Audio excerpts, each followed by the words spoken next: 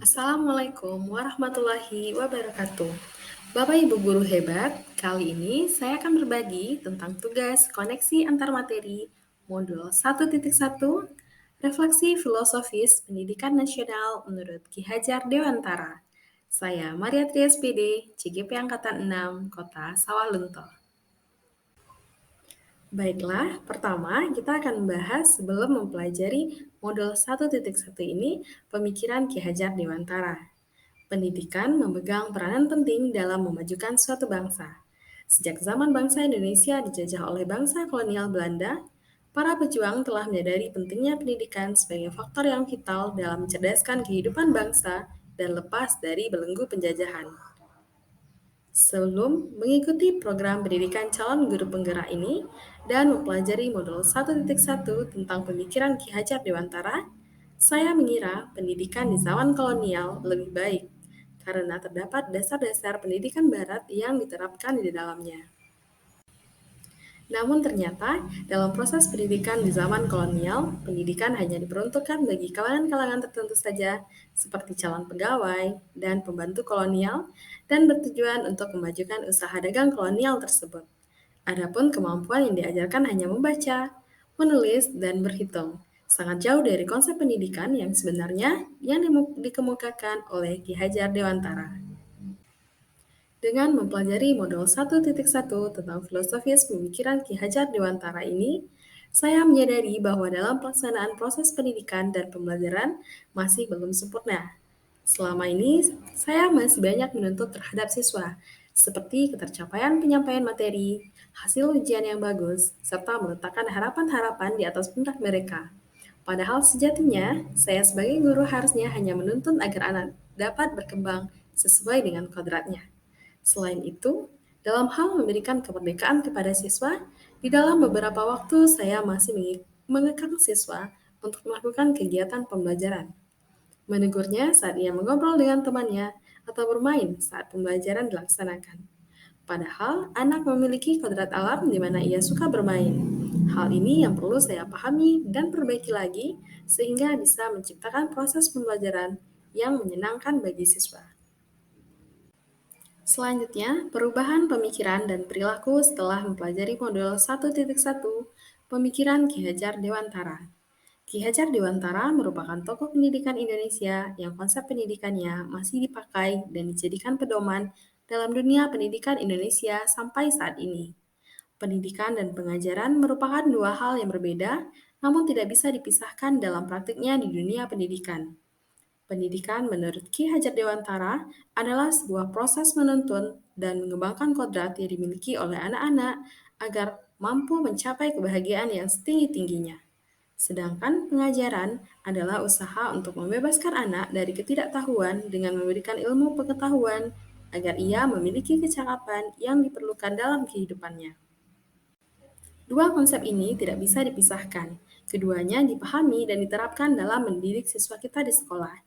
Dalam konsep pendidikan, Ki Hajar Dewantara menekankan kepada kodrat yang dimiliki oleh anak, di mana anak memiliki kodrat alam dan kodrat zaman. Kedua kodrat yang dimiliki anak ini perlu dituntun dan dikembangkan.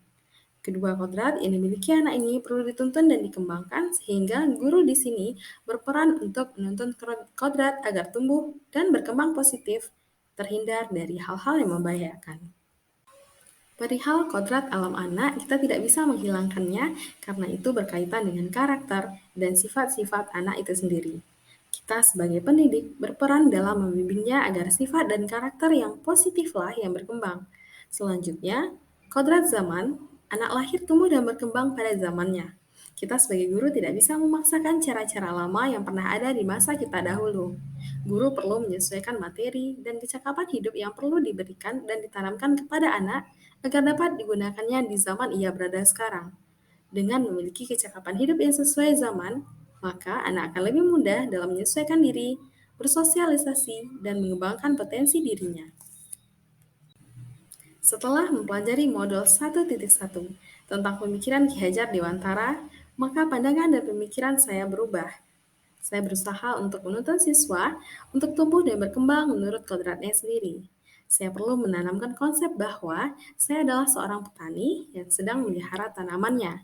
Jika saya sedang menanam padi, maka saya hanya dapat menuntun tumbuhnya padi dengan cara memperhatikan kondisi tanah, memberi pupuk dan air yang cukup, dan membasmi hama pengganggu, agar tanaman padi saya dapat tumbuh sebagai padi yang subur. Dengan tuntunan ini, saya sebagai pendidik juga menanamkan budi pekerti kepada anak sehingga anak mampu menguasai diri dan menghargai orang lain. Jadi, anak tidak hanya menjadi orang yang cerdas dan berpikiran luas, tapi juga menjadi manusia yang beradab kelak. Sejalan dengan pemikiran Ki Hajar Dewantara, di mana di dalam pendidikan segala upaya dikerahkan untuk memberikan kemerdekaan lahir dan batin kepada anak. Pada saat ini di sekolah saya sudah menerapkan kurikulum merdeka sehingga pendidik perlu menerapkan konsep merdeka belajar dalam pelaksanaan proses pembelajaran. Pendidikan berperan dalam menuntun perkembangannya agar yang berkembang adalah nilai-nilai yang positif dan bermanfaat bagi diri siswa. Di dalam proses pendidikan itu, terdapat pengajaran dengan pemberian materi untuk pengetahuan siswa. Namun tidak hanya itu, siswa perlu dibekali dengan budi pekerti. Dengan budi pekerti, anak akan dapat menguasai dirinya, menghargai orang lain di sekitarnya, dan dapat menjadi manusia yang beradab. Di mana manusia yang beradab itu mampu mengontrol perbuatan dan perkataannya. Selain itu, perubahan mindset juga perlu dilakukan di mana semula masih berorientasi pada ketercapaian materi, berubah menjadi pengembangan bakat dan potensi anak, serta penanaman nilai-nilai karakter kepada diri anak. Mulai dari anak memasuki lingkungan sekolah, penanaman nilai karakter sudah mulai dilakukan, seperti dengan bersalaman, mengucapkan salam, sampai kepada proses pembelajaran serta semua aktivitas di sekolah. Selanjutnya, bagaimana penerapan pemikiran Ki Hajar Dewantara? Di sini bisa diterapkan dengan membudayakan budaya 5S, senyum, salam, sapa, sopan, dan santun. Budaya 5S ini merupakan sebuah kegiatan yang sederhana namun memiliki peranan dalam pembentukan karakter peserta didik. Senyum, salam, dan sapa. Di sini pendidik dan peserta didik hendaknya mampu menunjukkan raut muka dan bibir yang nyaman untuk dilihat oleh siapapun yang ditemuinya. Untuk salam, pendidik dan peserta didik hendaknya mampu mengucapkan salam serta berjabat tangan dengan orang yang ditemuinya. Untuk sapa, pendidik dan peserta didik hendaknya mampu melakukan tegar sapa yang ramah dan hangat dengan orang yang ditemuinya, baik di lingkungan sekolah maupun luar sekolah. Selanjutnya, sopan dan santun. Pendidik dan peserta didik hendaknya mampu menunjukkan perilaku sopan baik ketika duduk, berbicara, berjalan, berpakaian, serta berinteraksi dengan orang lain. Kemudian, pendidik dan peserta didik hendaknya mampu menunjukkan sikap yang menghargai orang lain. Pendidikan karakter dapat dilaksanakan berdasarkan kearifan lokal budaya kita. Konteks sosio-budaya sekolah, yaitunya berada dalam lingkungan adat budaya Minangkabau. Mayoritas masyarakat di lingkungan saya dan juga siswa adalah suku Minang. Oleh karena itu, salah satu penerapan pemikiran Ki Hajar Dewantara yang disesuaikan dengan konteks sosio-budaya di lingkungan adalah menerapkan ajaran budi pekerti Minangkabau, yaitunya sumbang dua baleh di dalam lingkungan sekolah dan di kelas. Sumbang dua baleh adalah suatu peraturan dalam adat Minangkabau yang berisi tentang perilaku atau nilai sopan santun seseorang agar tidak menyimpang dari kodratnya. Sumbang adalah sikap atau perilaku yang tidak sesuai dengan etika adat. Beberapa kegiatan pembudayaan yang sesuai dengan sumbang dua baleh di dalam lingkungan sekolah dan kelas adalah sebagai berikut.